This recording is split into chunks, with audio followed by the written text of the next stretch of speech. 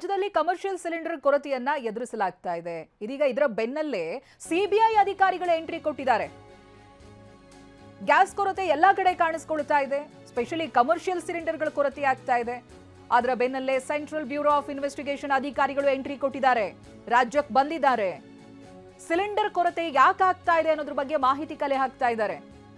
ಏನಾದ್ರೂ commercial gas ಡಿಸ್ಟ್ರಿಬ್ಯೂಟರ್ಗಳು ಕಳ್ಳಾಟ ಆಡ್ತಾ ಇದ್ದಾರಾ? ಬೇಕಂತ ಈ ರೀತಿಯಾಗಿ ಅಭಾವ ಸೃಷ್ಟಿ ಮಾಡ್ತಾ ಇದ್ದಾರಾ? ನಿಜಕ್ಕೂ ವಾಣಿಜ್ಯ ಗ್ಯಾಸ್ ಕೊರತೆ ಆಗ್ತಾ ಇರೋದು ಹೌದಾ ಅಂತ ಸಂಪೂರ್ಣ ಮಾಹಿತಿಯನ್ನ ಕಲೆ ಹಾಕ್ತಾ ಇದ್ದಾರೆ ಸಿಬಿಐ. ಪೀಣ್ಯ ಕೈಗಾರಿಕಾ ಪ್ರದೇಶದಲ್ಲಿ ಇದಕ್ಕೆ ಸಂಬಂಧಪಟ್ಟ ಹಾಗೆ ಮಾಹಿತಿಯನ್ನ ಸಂಗ್ರಹಿಸಲಾಗ್ತಾ ಇದೆ. ಕೈಗಾರಿಕೆಗಳಿಗೆ ಯಾವೆಲ್ಲ ಸಮಸ್ಯೆ ಆಗ್ತಾ ಇದೆ, ಎಷ್ಟು ಗ್ಯಾಸ್ ಪೂರೈಕೆ ಆಗ್ತಾ ಇದೆ ಅನ್ನೋದ್ರ ಬಗ್ಗೆ ತಿಳಿದುಕೊಳ್ತಾ ಇದ್ದಾರೆ ಸಿಬಿಐ. ಇದಾಗಲೇ ರಾಜ್ಯಕ್ಕೆ ಎಂಟ್ರಿಯನ್ನ ಕೊಟ್ಟಿದ್ದಾರೆ. ಪ್ರತಿನಿಧಿ ವಿನಯ್ ಇದಕ್ಕೆ ಸಂಬಂಧಪಟ್ಟ ಹಾಗೆ ಮಾಹಿತಿಯನ್ನ ಕೊಡ್ತಾರೆ. ವಿನಯ್, ಹೌದು, ಏಕಾಏಕಿ ಈ ಸಿಲಿಂಡರ್ ಸಮಸ್ಯೆಗಳು ಕಂಡು ಬರ್ತಾ ಇದ್ದ ಹಾಗೆ ಏಜೆನ್ಸಿಗಳಿಗೆ ಏನ್ ಹೇಳಿತ್ತು ಆರಂಭದಲ್ಲಿ, ನಾವು ಪೂರೈಕೆ ಮಾಡ್ತೀವಿ, ಏಕಾಏಕಿ ಎಲ್ಲರೂ ಒಟ್ಟಾಗಿ ಬುಕ್ಕಿಂಗ್ ಅನ್ನ ಮಾಡೋದಕ್ಕೆ ಹೋಗಬೇಡಿ ಅಂತ ಆ ರೀತಿಯಾಗಿ ಹೇಳಿದ್ರು. ಅನಂತರದಲ್ಲಿ ನೋ ಸ್ಟಾಕ್ ಬೋರ್ಡ್ಗಳು ಎಲ್ಲಾ ಕಡೆ ಕಾಣಿಸ್ಕೊಳ್ಳೋದಕ್ಕೆ ಶುರುವಾಯಿತು. ಈಗ ನೋಡಿದ್ರೆ ಪೂರೈಕೆ ಆಗ್ತಾನೇ ಇಲ್ಲ ಅಂತ. ಈ ನಡುವೆ ಇದು ಬೇಕು ಅಂತ ಅಭಾವ ಸೃಷ್ಟಿಸ್ತಿರೋದಾ, ಕೃತಕವಾಗಿ ಅಭಾವ ಸೃಷ್ಟಿ ಆಗ್ತಾ ಇದೆಯಾ? ಈ ಅನುಮಾನಗಳು ಕೂಡ ಇತ್ತು. ಇದೀಗ ಸಿಬಿಐ ಎಂಟ್ರಿ ಆಗಿದೆ. ಏನೇನಾಗ್ತಾ ಇದೆ? ಚೈತ್ರ, ಸದ್ಯ ಕೇಂದ್ರ ಸರ್ಕಾರ ಈ ಹಿಂದೆ ಹೇಳಿತ್ತು ಯಾವುದೇ ರೀತಿಯಂತಹ ಗ್ಯಾಸ್ಗಳ ಕೊರತೆ ರಾಜ್ಯದಲ್ಲಿ ಇಲ್ಲ, ಡೊಮೆಸ್ಟಿಕ್ ಆಗಲಿ ಕಮರ್ಷಿಯಲ್ ಆಗಲಿ ಸಮಸ್ಯೆ ಇಲ್ಲ ಅನ್ನೋಂಥ ಮಾಹಿತಿಯನ್ನು ಕೊಟ್ಟಿತ್ತು. ಆದರೆ ಇದರ ಬೆನ್ನಲ್ಲೇ ರಾಜ್ಯದಲ್ಲಿ ಕಳೆದ 2-3 ದಿವಸಗಳಿಂದಲೂ ಕೂಡ ದೊಡ್ಡ ಮಟ್ಟದಲ್ಲಿ ಕಮರ್ಷಿಯಲ್ ಸಿಲಿಂಡರ್ಗಳ ಅಭಾವ ಕಂಡು ಬರ್ತಾ ಇದೆ. ಹೋಟೆಲ್ ಮಾಲೀಕರಾಗಿರ್ಬೋದು, ಚಿಕ್ಕ ಪುಟ್ಟ ಇಂಡಸ್ಟ್ರಿಯವರು ಕೂಡ ಸಾಕಷ್ಟು ಪರದಾಟವನ್ನು ಅನುಭವಿಸ್ತಾ ಇದ್ದಾರೆ.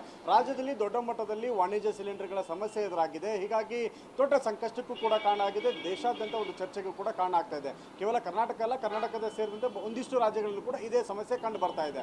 ಈ ಬೆನ್ನಲ್ಲೇ ಈಗ ಕೈಗಾರಿಕಾ ಪ್ರದೇಶಗಳಿಗೂ ಕೂಡ ಇಂಡಸ್ಟ್ರಿಯಲ್ ಗ್ಯಾಸ್ ಸಮಸ್ಯೆ ಎದುರಾಗಿದೆ. ಹೀಗಾಗಿ ಗ್ಯಾಸ್ ಸಿಗ್ತಿಲ್ಲ ಅನ್ನೋಂಥದ್ದು ದೊಡ್ಡ ಚರ್ಚೆ ಕಾರಣ ಆಗ್ತದೆ. ಈ ಬೆನ್ನಲ್ಲೇ ಸಿಬಿಐ ಅಧಿಕಾರಿಗಳು ಕೂಡ ಎಂಟ್ರಿ ಆಗಿರುವಂಥದ್ದು. ಯಾಕೆಂದರೆ ಡಿಸ್ಟ್ರಿಬ್ಯೂಟರ್ಗಳೇನಾದರೂ ಕಳ್ಳಾಟವನ್ನು ಆಡ್ತಾ ಇದ್ದಾರಾ, ಸಾಕಷ್ಟು ಪ್ರಮಾಣದಲ್ಲಿ ಕಮರ್ಷಿಯಲ್ ಸಿಲಿಂಡರ್ಗಳನ್ನು ಹೋಟೆಲ್ಗಳಿಗೆ ಕೊಡುವಂಥ ಸಂದರ್ಭದಲ್ಲಿ ದುಪ್ಪಟ್ಟು ಹಣಕ್ಕೆ ಮಾರಾಟ ಮಾಡುವುದಕ್ಕೆ ಇದೊಂದು ಚಾನ್ಸ್ ಅನ್ನುವಂಥ ಕಾರಣಕ್ಕಾಗಿ ಅವುಗಳನ್ನು ವೇರ್ ಹೌಸ್ಗಳಲ್ಲಿ ಸ್ಟಾಕ್ ಇಟ್ಟುಕೊಂಡು ಅಭಾವವನ್ನು ಸೃಷ್ಟಿ ಮಾಡಿ ಬೇರೆಯವರಿಗೆ, ಹೋಟೆಲ್ ಮಾಲೀಕರುಗಳಿಗಾಗಿರ್ಬೋದು, ಅವಶ್ಯಕತೆ ಇರುವಂಥವರಿಗೆ ದುಪ್ಪಟ್ಟು ಹಣಕ್ಕೆ ಮಾರಾಟ ಮಾಡೋದಕ್ಕೂ ಕೂಡ ಮುಂದಾಗಿದ್ದಾರೆ ಅನ್ನೋಂಥ ಅನುಮಾನ ಕಾಡು ಬರ್ತಾ ಇದೆ. ಈ ಬೆನ್ನಲ್ಲೇ ಸಿಬಿಐ ಅಧಿಕಾರಿಗಳು ಕೂಡ ಈಗ ಈ ಒಂದು ರಾಜ್ಯಕ್ಕೆ ಎಂಟ್ರಿ ಆಗಿ ಸಾಕಷ್ಟು ಮಾಹಿತಿಗಳನ್ನು ಕಲೆ ಹಾಕ್ತಾ ಇದ್ದಾರೆ. ಈ ಬಗ್ಗೆ ಪೀಣ್ಯ ಕೈಗಾರಿಕಾ ಇಂಡಸ್ಟ್ರಿ ಅಧ್ಯಕ್ಷರಾಗಿರುವ ದಾನಪ್ಪ ಅವರು ಸಾಕಷ್ಟು ಮಾಹಿತಿಗಳನ್ನು ಕೊಡ್ತಾ ನಮಗೂ ಕೂಡ ಅಧಿಕಾರಿಗಳು ಕಾಲ್ ಮಾಡಿದ್ರು. ಈ ವೇಳೆ ನಿಮಗೆ ಕೈಗಾರಿಕಾ ಪ್ರದೇಶಕ್ಕೆ ಎಷ್ಟು ಸಿಲಿಂಡರ್ಗಳ ಅವಶ್ಯಕತೆ ಇದೆ, ಎಷ್ಟು ಡಿಮ್ಯಾಂಡ್ ಇದೆ, ಹೇಗೆ ಕೊರತೆ ಕಂಡು ಬರ್ತಾ ಇದೆ, ಯಾವೆಲ್ಲ ಸಮಸ್ಯೆಗಳು ಎದುರಾಗಿದೆ, ನಿಜಕ್ಕೂ ಕೂಡ ನಿಮಗೆ ಅಭಾವ ಉಂಟಾಗಿದೆ ಅಂತ ಮಾಹಿತಿಯನ್ನು ಕಲೆ ಮಾಡಿದ್ದಾರೆ. ಕಲೆ ಹಾಕೊಂಡಂಥ ಸಂದರ್ಭದಲ್ಲಿ ಅಧ್ಯಕ್ಷರು ಕೂಡ ಹೇಳಿದ್ದಾರೆ, ಯಾಕೆಂದರೆ ಸದ್ಯಕ್ಕೆ ನೀವು ನಮಗೆ ಕೇಳುವಂಥದ್ದಲ್ಲ,